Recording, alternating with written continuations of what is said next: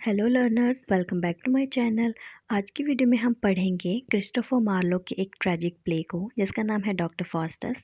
Tragedy drama की ऐसी form होती है जिसमें ह्यूमन सफरिंग्स और पेन को दिखाया जाता है और साथ ही इसमें सॉरोफुल इवेंट्स होती हैं और इसकी एंडिंग बहुत सैड होती है। तो डॉक्टर फास्टस एक ट्रेजिक प्ले है जिसको क्रिस्टोफर मार्लो ने लिखा था एलिजाबेथन पीरियड में। इस टाइम यूरोप में रेनेसां आई हुई थी। रेनेसां एक ऐसा टाइम था जिसमें आर्ट एंड लिटरेचर को फिर से इम्पोर्टेंस मिलना स्टार्ट हो गई थी और लोगों में न्यू थिंकिंग, न्यू अवेकनिंग आ रही थी। इसके साथ ही लोगों की जो क्वेस्ट थी नॉलेज को लेकर वो बहुत ज़्यादा इंक्रीज हो गई थी। लोग ज़्यादा से ज़्यादा डिस्कवरीज करना चाहते थे, नॉलेज गेन करना चाहते थे और वेल्थ इकट्ठी करना चाहते थे। और ऐसी ही है डॉक्टर फास्टस की स्टोरी। डॉक्टर फास्टस एक जर्मन स्कॉलर होती हैं।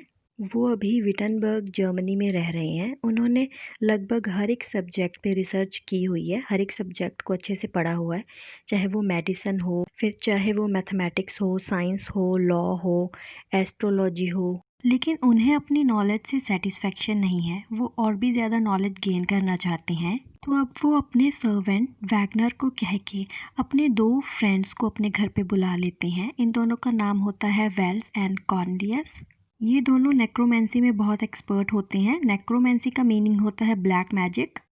तो डॉक्टर फास्टस उन्हें कहते हैं कि वो उन्हें ब्लैक मैजिक की आर्ट सिखा दे क्योंकि वो कुछ अलग करना चाहते हैं।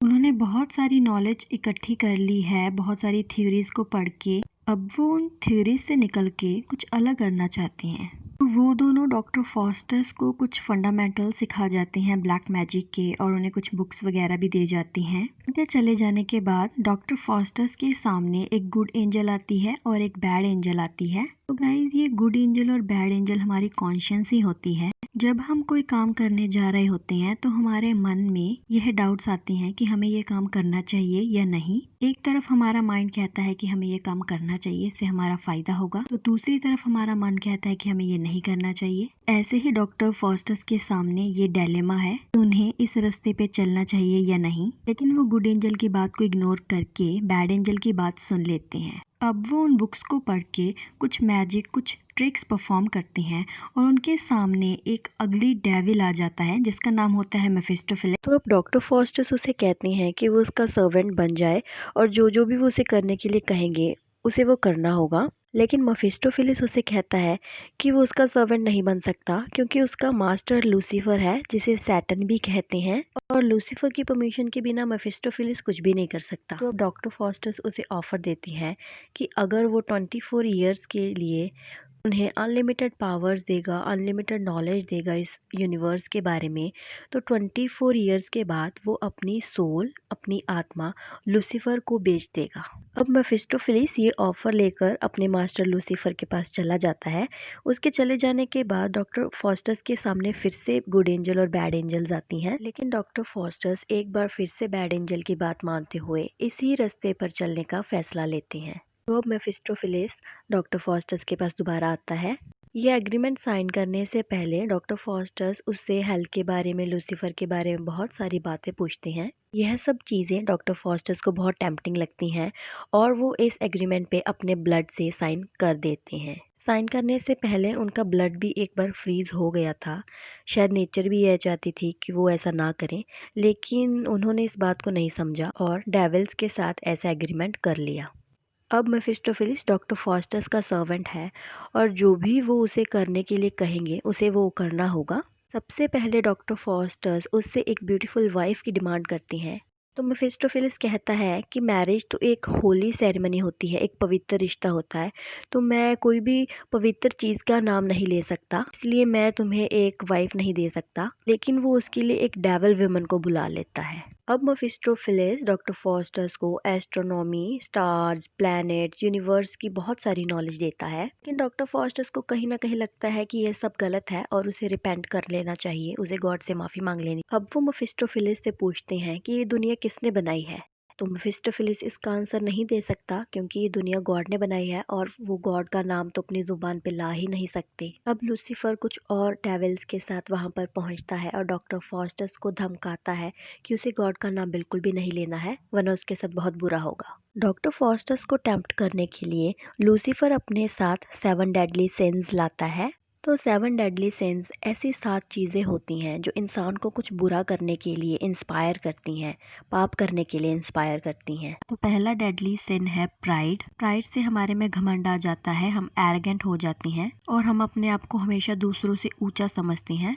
सेकंड है ग्रीड, लालच, ये भी हमें कुछ बुरा करने के लिए प्रेरित करती है। नेक्स्ट है लस्ट, जो फिजिकल रिलेशनशिप की हमें भूख होती है, वो भी हमसे बहुत बुरे काम करवा जाती है कभी कभी।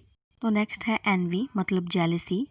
फिर है ग्लटनी, इसका मतलब होता है भूख, हमें बहुत चीज़ों की कई बार भूख होती है, हमें ये भी चाहिए ये भी चाहिए।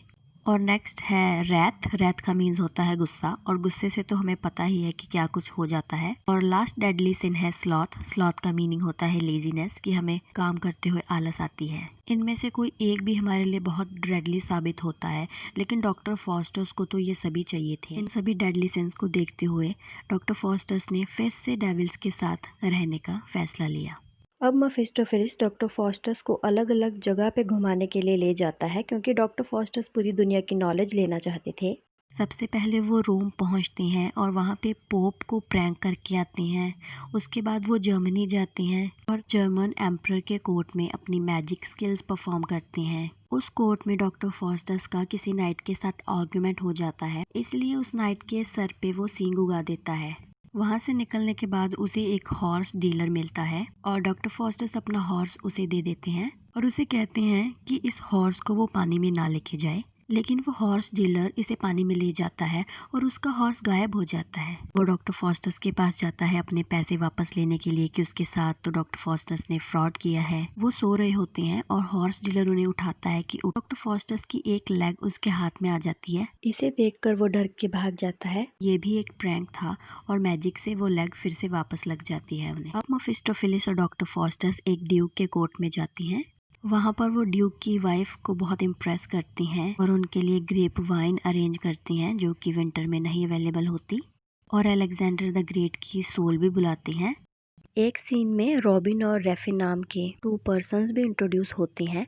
वो डॉक्टर फॉस्टर्स की मैजिक बुक्स को चोरी करके और मैजिक ट्रिक्स परफॉर्म करके मेफिस्टोफेलिस को बुला लेते हैं। मेफिस्टोफेलिस को बहुत गुस्सा आता है कि एक छोटे से काम के लिए उसे बुलाया गया और वो उन दोनों को पनिश करके वहाँ से चला जाता है। तो गाइज, अब डॉक्टर फॉस्टर्स के 24 ईयर्स कंप्लीट होने वाले हैं। ये साल कैसे गुजर जाते हैं उसे पता भी नहीं चलता। इन ईयर्स में उसने मेफिस्टोफेलिस के साथ मिलकर बहुत नॉलेज तो गेन की ही थी, लेकिन साथ में बहुत ऐशो आराम के साथ अपनी ज़िंदगी भी बिताई थी। उसे किसी चीज़ की टेंशन नहीं थी, कोई उसे मार नहीं सकता था क्योंकि उसके पास मैजिकल पावर्स थी। 24 ईयर्स पूरे होने में सिर्फ एक दिन बचा है और उसके घर पे उसके कुछ स्कॉलर फ्रेंड्स आए हुए हैं। वो सभी मिलकर ड्रिंक करते हैं, पार्टी करते हैं और डॉक्टर फॉस्टर्स दुनिया की सबसे ब्यूटीफुल लेडी हेलन की सोल को भी बुलाता है। इस वक्त डॉक्टर फॉस्टर्स के माइंड में बहुत सारी चीज़ें चल रही होती हैं। उसे बहुत डर भी लग रहा था क्योंकि वो चाहता था कि अभी उसे और जीना है और वो इतनी जल्दी इस दुनिया को छोड़कर नहीं जाना चाहता था। तो डॉक्टर फॉस्टर्स के सामने एक ओल्ड मैन आता है जो उसे गॉड से रिपेंट करने के लिए कहता है, पर डॉक्टर फॉस्टर्स गॉड से माफ़ी नहीं मांग पाता क्योंकि उसके हाथ भी नहीं उठते। जब मेफिस्टोफेलिस को पता चलता है कि डॉक्टर फॉस्टर्स गॉड से माफ़ी मांगना चाहता है तो वो उसे बहुत बुरी तरह धमकाता है कि वो उसके टुकड़े टुकड़े कर देगा अगर उसने गॉड का नाम भी लिया तो। अब डॉक्टर फॉस्टर्स के पास सिर्फ 1 घंटा बचा है और वो बुरी तरह से कांपने लगता है, उसके पसीने छूटने लगते हैं। तो उसके स्कॉलर फ्रेंड्स उससे पूछते हैं कि ऐसा क्या हुआ, तो वो अपनी सारी स्टोरी उन्हें बता देता है। उसके फ्रेंड्स उसे कहते हैं कि वो उसके लिए गॉड से प्रे करेंगे, लेकिन डॉक्टर फॉस्टर्स कहता है कि उसने ये गलती की है तो सारी सज़ा वो खुद लेना चाहता है। तो उसके फ्रेंड्स भी अब वहाँ से चले जाते हैं। अब डॉक्टर फॉस्टर्स अकेला है। अब 12 बजने में सिर्फ 5 मिनट बाकी हैं। इस 5 मिनटों में डॉक्टर फॉस्टर्स की जो हालत हो जाती है उसको एक्सप्लेन भी नहीं किया जा सकता। अभी वो और जीना चाहता है और हेल में लूसीफर के पास नहीं जाना चाहता। वो गॉड से भी रिक्वेस्ट करता है कि उसे माफ़ कर दिया जाए। वो कहता है कि वो 1000 ईयर्स भी हेल में रह लेगा, लेकिन गॉड बस एक बार उसे माफ़ कर दे। इन 5 मिनटों में वो बहुत कुछ सोचता है कि टाइम यहीं पर थम जाए या फिर वही धरती में समा जाए। वो ये भी सोचता है कि समय यहीं पर थम जाए और अगला दिन आए ही ना तो अभी रात के पूरे 12 बज जाते हैं और बिजली चमकने लगती है, लाइटनिंग होने लगती है। इसके साथ ही कुछ डेविल्स आते हैं और डॉक्टर फॉस्टस की बॉडी के टुकड़े टुकड़े करके उनकी सोल को हमेशा हमेशा के लिए हेल में ले जाते हैं अपने साथ। अब डॉक्टर फॉस्टस की सोल को एटर्नल डैम्नेशन को बियर करना होगा, जिसका मतलब है कि उन्हें नरक की यातना भोगनी होगी। तो गाइज, इसके साथ ही डॉक्टर फॉस्टस की स्टोरी यहीं पर ख़त्म हो जाती है। ये प्ले हमें ये लेसन देता है कि हमें नेचुरल लॉज को वायलेट नहीं करना चाहिए। नेचर ने जो हमारे लिए लिमिट्स तय की हैं, हमें उन लिमिट्स में ही रहना होगा। और अगर कोई ह्यूमन लिमिट्स के बियॉन्ड जाएगा, ह्यूमन नॉलेज के बियॉन्ड जाएगा, नेचर उसे पनिश ज़रूर करेगी, जैसे कि डॉक्टर फॉस्टस को किया। सो गाइज़, अगर आपको डॉक्टर फॉस्टस की स्टोरी समझ में आई हो तो प्लीज़ वीडियो को लाइक कर देना और मेरे चैनल को भी सब्सक्राइब कर देना। आपका एक लाइक और सब्सक्रिप्शन मेरे लिए बहुत कीमती है। सो गाइज़, मिलते हैं अगली वीडियो में। Take care.